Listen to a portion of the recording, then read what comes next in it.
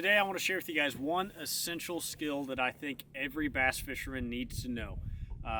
It is something that I use across the entire United States trying to catch fish in all different types of fisheries, and that is side imaging.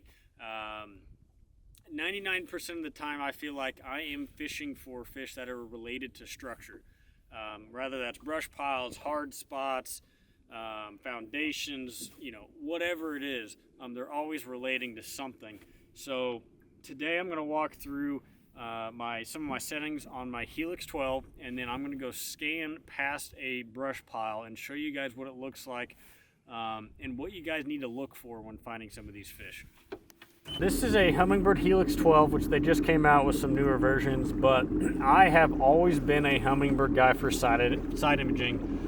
Their image is just so clean.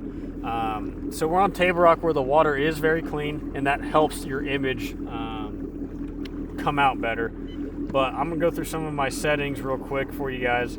I set it up where I have side imaging on the top and then down imaging on the bottom, and I make sure whenever I have side imaging that I'm using the full width of my screen, all 12 inches, so that I could see some of the details, see the fish, certain limbs on the brush piles, and that really helps.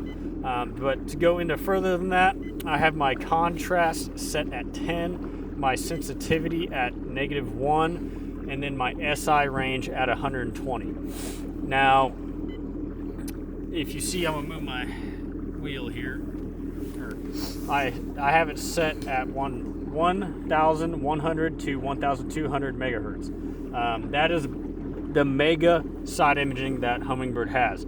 Now, I leave this on at that rate most of the time, but whenever I get down into situations like Florida or even like Truman Lake here in Missouri, I will bump that down to the lowest setting, and which is 405, 400 to 500. And what it does is it makes it really grainy, but what I can do is then bump it out a lot wider and see super far. So if I'm on a giant flat and I'm just looking for obvious stumps or rock piles, that's what I would do. But today we're on Table Rock, not necessarily fishing flats, so I'm going to put this back and get it back to mega. And one side note is when you guys do change the megahertz, you have to go through your settings and switch some of the contrast and sensitivity up so that you do get a clean picture.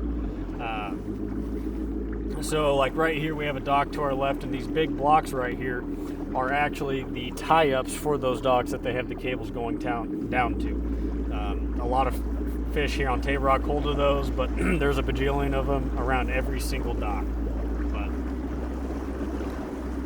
So one thing with side imaging you guys can see out here, it's kind of mushy. So there's not that hard return. It's kind of dark versus right here, there's hard yellow, and that is a bright return. So that means it's rock, hard bottom, things like that. And the best way to think of side imaging is if we had a flashlight on the back of the boat shining light to the left, and the right. And whenever it hits that rock, that light, there's a shadow behind it. So that's what this is right here. So it goes down like that deep on our right, and that's what these shadows are with those rocks. Up here, there should be a brush pile. So we're just going to be scanning along here.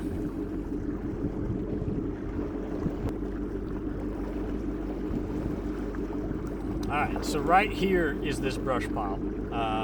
There's technically two, because you can see one on down imaging right here, and then you see a giant shadow out here on the right. So that means that brush pile is very tall. And there's also another smaller one right here. I'm going to stop and pull this up. So here is the main brush pile. Whenever you guys are looking for brush piles, you want to find these big brushy ones. Not necessarily big, but that kind of medium to small size, but they have the density. And that's what, whenever there's a shadow, that means it's super dense. There's a bunch of, say, live leaves on it, or there's still a bunch of wood left on that brush pile, and that's when you know it's a good brush pile. Sometimes you can see fish on them, especially when they're on the flat and there's not a lot of rock and other things going on. But right now that's not the case. But one other thing I want to show you guys before you guys go try to do this is on my Humminbird, they have casting rings, and this is one of the most important things with fishing offshore structure like this is knowing that you're looking at what you found. On Garmin and Lowrance's, they have some of the similar settings and techniques like this, but this one just makes it super easy because I set these casting rings at 100 foot, and I know when I get on my trolling motor and I get right there, I can see that piece, or I can see that object on my live scope, and I'm able to efficiently fish it at that point. So that's a quick and easy how to find brush piles and structure. If you guys have any questions, please comment below and I'll get back with you.